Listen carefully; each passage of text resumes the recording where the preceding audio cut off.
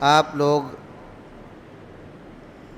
بخوبی جانتے ہیں کہ نبی کریم صلی اللہ علیہ وسلم نے جب دعوت کا آغاز کیا تو چند لوگ تھے جنہوں نے اس دعوت کو قبول کیا۔ پھر آپ صلی اللہ علیہ وسلم محنت کرتے رہے، دعوت دیتے رہے، تبلیغ کرتے رہے، اور یہ قافلہ آگے بڑھتا رہا،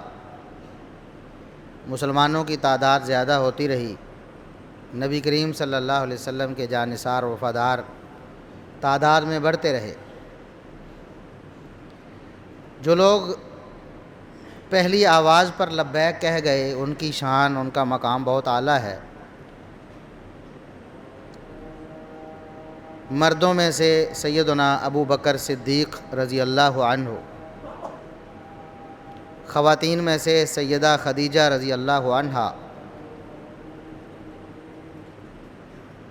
بچوں میں سے سیدنا علی رضی اللہ عنہ،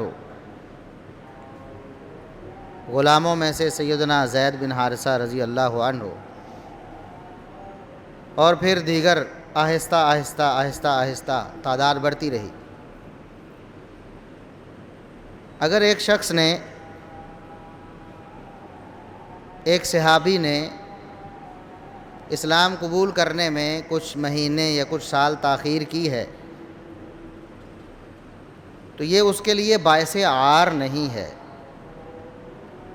اس کو بطور طعن ذکر کرنا کہ فلاں جو ہے اتنے سال کیوں مسلمان نہیں ہوا۔ پہلے اسلام قبول کرنا، شروع میں اسلام قبول کرنا باعث عزت و فضیلت ضرور ہے، لیکن دیر سے اسلام قبول کرنا، نبی کریم صلی اللہ علیہ وسلم کے حلقہ بگوش ہونا، یہ قابل طعن نہیں۔ اب ابو بکر صدیق رضی اللہ عنہ فوراً مسلمان ہو گئے ہیں، جبکہ عمر فاروق رضی اللہ عنہ کچھ عرصے بعد مسلمان ہوئے۔ کچھ عرصے بعد مسلمان ہوئے ہیں۔ اب اس بات کو تانا تو نہیں بنایا جا سکتا کہ اتنے مہینے یا اتنے سال کیوں انتظار کرتے رہے۔ اسی طرح کچھ لوگ ایک سال میں، کچھ دوسرے، کچھ تیسرے، کچھ چوتھے، کچھ پانچویں، حتیٰ کہ کچھ ہجرت سے پہلے، کچھ ہجرت کے بعد، اور ہجرت کے بعد بھی کچھ صلح حدیبیہ سے پہلے، کچھ صلح حدیبیہ کے بعد، اور صلح حدیبیہ کے بعد بھی کچھ فتح مکہ سے پہلے اور کچھ فتح مکہ کے بعد مسلمان ہوئے۔ جس کے مقدر میں جس طرح لکھا تھا اللہ رب العزت نے، مسلمان ہوتا چلا گیا۔ کچھ ایسے ناعاقبت اندیش لوگ ہیں، بدبختی جن پر غالب آ چکی ہے، وہ نبی کریم صلی اللہ علیہ وسلم کے ان جانثار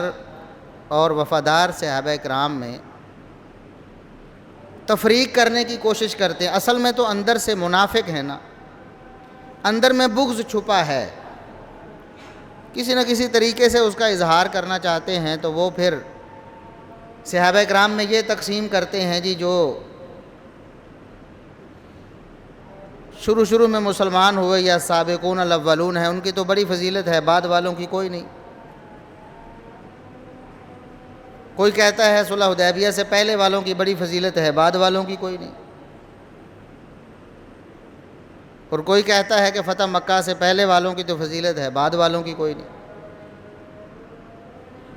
یہ اصل میں اس کا بغض باطن ہے جو اس طرح الفاظ کا روپ دھار کر سامنے آتا ہے۔ نبی کریم صلی اللہ علیہ وسلم نے کبھی بھی ایسا کوئی فرق نہیں کیا کہ کسی صحابی کو کہا ہو کہ اتنی لیٹ کیوں مسلمان ہو رہے ہو، جاؤ میں تمہیں مسلمان نہیں کرتا، میں تمہارا کلمہ قبول نہیں کرتا، یا تمہاری کوئی فضیلت نہیں ہے، تم اتنے لیٹ کیوں ہو گئے ہو۔ نبی کریم صلی اللہ علیہ وسلم نے ایسا کبھی نہیں فرمایا۔ کوئی شروع میں مسلمان ہوا ہے یا کوئی آخر میں مسلمان ہوا ہے، نبی کریم صلی اللہ علیہ وسلم نے کبھی کسی کی حوصلہ شکنی نہیں کی، بلکہ حوصلہ افزائی فرمائی ہے فضائل ہی فضائل ان کے بتائے ہیں، ان کی شان ہی بیان کی ہے۔ اب اگر کوئی مسلمان اسلام کا دعوے دار ہے اور آج یہ فرق کرتا ہے کہ چونکہ یہ بعد میں مسلمان ہوا ہے لہٰذا اس کی کوئی فضیلت نہیں، یا اس کا کوئی ادب و احترام نہیں ہے، یا ان کے بارے میں زبان درازی کرنا درست ہے، یا ان کا برا ذکر کرنا جائز ہے، تو ایسا مسلمان در حقیقت اللہ اور اس کے رسول صلی اللہ علیہ وسلم کا نافرمان ہے۔ کوئی جب بھی مسلمان ہوا ہے، مثال کے طور آج دیکھتے ہیں، ہمارا روزمرہ کا مشاہدہ ہے، ایک شخص بچپن سے ہی نمازی ہے، بچپن سے ہی پرہیزگار ہے، متقی ہے، روزے رکھنے والا ہے، زکوٰۃ دینے والا ہے،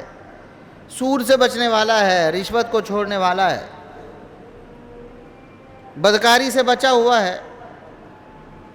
اور ایک شخص کو اللہ رب العزت ہدایت دیتا ہے، وہ 50 سال کی عمر میں سب کچھ چھوڑ دیتا ہے، سارے گناہ کر چکا ہے،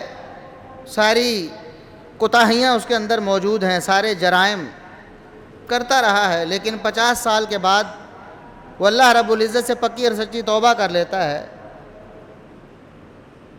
نمازی بھی بن جاتا ہے، روزے بھی رکھنا شروع کر دیتا ہے، زکوٰۃ بھی دینا شروع کر دیتا ہے، سود بھی چھوڑ دیتا ہے، رشوت بھی چھوڑ دیتا ہے، دھوکہ فراڈ جو کچھ کرتا تھا سب کچھ ختم کر دیتا ہے۔ کیا کوئی عقل مند شخص، کوئی ایماندار شخص اس کو طعنہ دے سکتا ہے 50 سال بعد کیوں مسجد میں آئے ہو بھائی؟ 50 سال تمہیں کیوں خیال نہیں آیا؟ تم پہلی صف میں کھڑے نہیں ہو سکتے، چلو پچھلی صف میں چلے جاؤ، تم تو 50 سال بعد مسجد میں آئے ہو۔ کیا ایسا کوئی فرق ہوتا ہے؟ اگر کوئی بدبخت 50 سال بعد توبہ کرنے والے کو، ہدایت پر آنے والے کو، نمازی بننے والے کو، تقوی اور پرہیزگاری اختیار کرنے والے کو اگر کوئی طعنہ دیتا ہے تو بتائیں وہ بدبخت ہے کہ نہیں ہے؟ اسے اللہ نے ہدایت دی ہے، وہ اللہ کے دربار میں آ گیا ہے، اس نے اللہ سے توبہ کر لی ہے، اور یہ چاہے کتنا بڑا نمازی کیوں نہ ہو، حاجی صاحب کیوں نہ ہو، کتنا بڑا امام کیوں نہ ہو، اگر اس کو طعنہ دیتا ہے کہ 50 سال بعد آئے ہو تو چلو پچھلی صفحے میں چلے جاؤ، تو ایسا شخص اللہ کے ہاں قطعاً پسندیدہ نہیں ہے، اللہ کے ہاں مبغوض ہو جائے گا، اللہ کی رحمت سے دور ہو جائے گا۔ اس نے تو اللہ سے توبہ کی، اللہ سے لو لگائی ہے، اور تم اسے طعنے دے رہے ہو اس کی پرانی زندگی کے بارے میں جو وہ چھوڑ چکا ہے۔ ہمارے ہاں ایک محاورہ بڑا مشہور ہے نا، 100 چوہے کھا کے بلی حاجنوں چلی، بہت گندا محاورہ ہے، ایسا یہ کڑوے الفاظ ہیں ایسے، جس طرح نبی کریم صلی اللہ علیہ وسلم نے فرمایا تھا نا برے الفاظ کے بارے میں جو کسی کے بارے میں کہے گئے تھے، فرمایا کہ اگر سمندر میں ڈال دیا جائے نا یہ الفاظ تو سارے سمندر کو کڑوا کر دے۔ یہ ایسے گندے الفاظ ہیں کہ انسان کی ساری نیکیوں کو برباد کر سکتے ہیں۔ اگر اس نے 100 چوہے کھا لیے ہیں، مطلب جرم کرتا رہا ساری زندگی، اور اب اس نے توبہ کر لی ہے اور اللہ رب العزت کا فرما بردار بندہ بن گیا ہے، اور تم اسے طعنے دیتے ہو، تو آج بھی کسی کو اس بات پہ طعنہ دینا جائز اور درست نہیں ہے، چاہے کہ نبی کریم صلی اللہ علیہ وسلم کے ہاتھ پر بیعت کرنے والوں کو، آپ صلی اللہ علیہ وسلم کے سامنے زانوِ تلمس طے کرنے والوں کو، آپ صلی اللہ علیہ وسلم سے ڈائریکٹ فیض پانے والوں کو، اور آپ صلی اللہ علیہ وسلم کے دیدار سے ایمان کی حالت میں اپنے قلوب کو معطر کرنے والوں کو، اور آپ صلی اللہ علیہ وسلم کی اطاعت و فرما برداری کرنے والوں کو، اور آپ صلی اللہ علیہ وسلم کی جانثاری اور وفاداری کرنے والوں کو ایسا طعنہ دیا جائے، یہ کیسے درست ہو سکتا ہے؟